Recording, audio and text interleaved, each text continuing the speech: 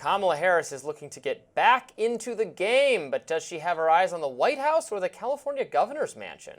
Harris has been largely silent since her defeat in last November's presidential election, but she may be looking for a way back into the world of Democratic politics. She seems to be taking a measured approach. According to a recent New York Times article, Harris spoke out against the current administration at an event earlier this month, but she didn't mention President Trump by name. Friends and former aides of the former vice president say she still thinks she would have beaten Trump if she had been given longer to campaign.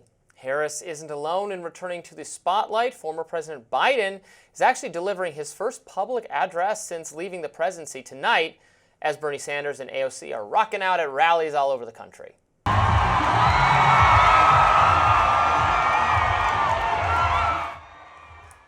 Meanwhile, the idea of Harris running for governor seems to be rubbing some people the wrong way. Doesn't want her last act in public life to be certifying Donald Trump's victory in the presidential election. It's all about salvaging her ego. What a total joke. And by the way, what an insult to everyone in California to use our beautiful state as a dumping ground for a failed and rejected machine politician for Washington. That's why I think that if Kamala Harris wants to run for governor in 2026, I say bring it on. It'll be fantastic, and we will have a Republican governor elected. Just when she thought she was out, they drag her back in. Of course, nobody is actually dragging her back in. That's She's true. Getting back in. In fact, no one is even asking her to be back in. But I've said this a million times. I am confused and surprised that she wants to remain a politically potentially viable candidate. And in fact, running for governor of California, becoming governor of California, which I think is certainly an obtainable goal for her, but just seems like a lot of work. Frankly, it sounds like more work than being vice president. I don't understand these people on like a emotional level. I can't understand wanting to go through this again if you after the way it worked out, but I guess they do. I guess they do. You're going to have to indulge me for just a second, Robby, because I have to say, Steve Hinton there, what are these foreigners doing commenting on our politics, Robby? Foreign election interference, Somebody Niall. just has an accent and they get put on American TV to give their expert opinions, and there's where everything's going to go. Seems to happen time to time.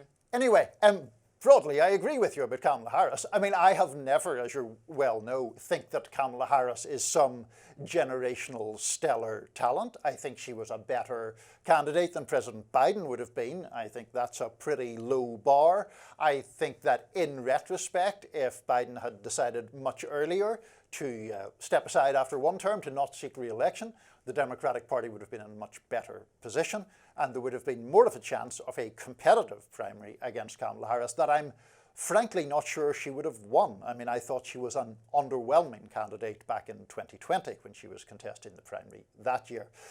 Like you, I mean, these people who sort of perennially seek public office, I find it, I mean, it's not a bad thing, but I just find it, I mean, I would never in my dreams do such a thing.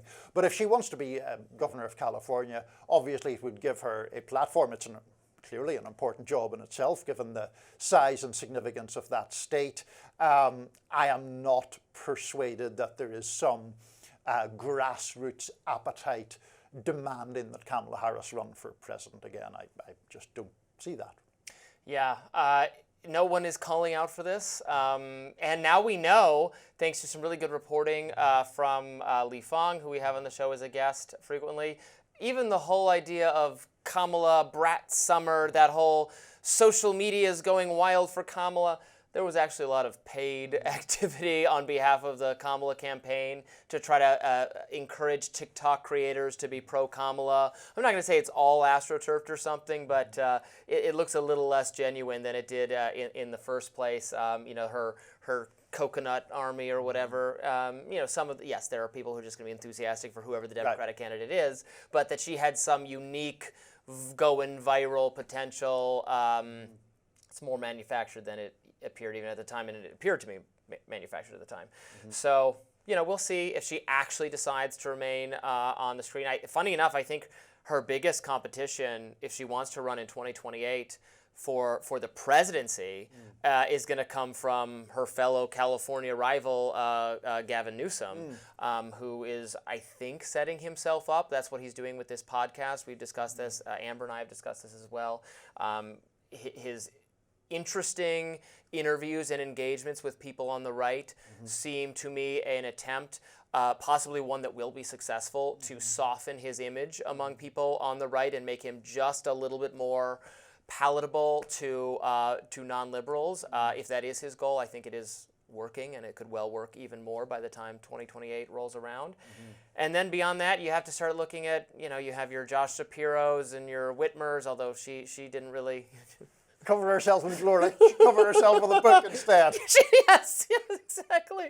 Oh, so funny. Now, I often taunt you with the idea that I think it actually could be Whitmer as the Democratic nominee. As our regular viewers know, you're a native Michigander, and as they also know, you're not a big fan of Governor Whitmer.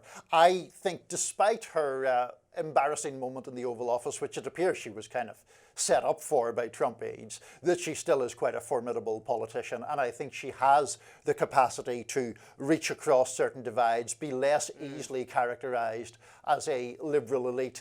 Gavin Newsom, I think, despite his efforts to be more centrist in his general approach, still has, I think, the kind of rich California liberal vibe of him, and I'm not sure that that's a vibe that wins you national elections.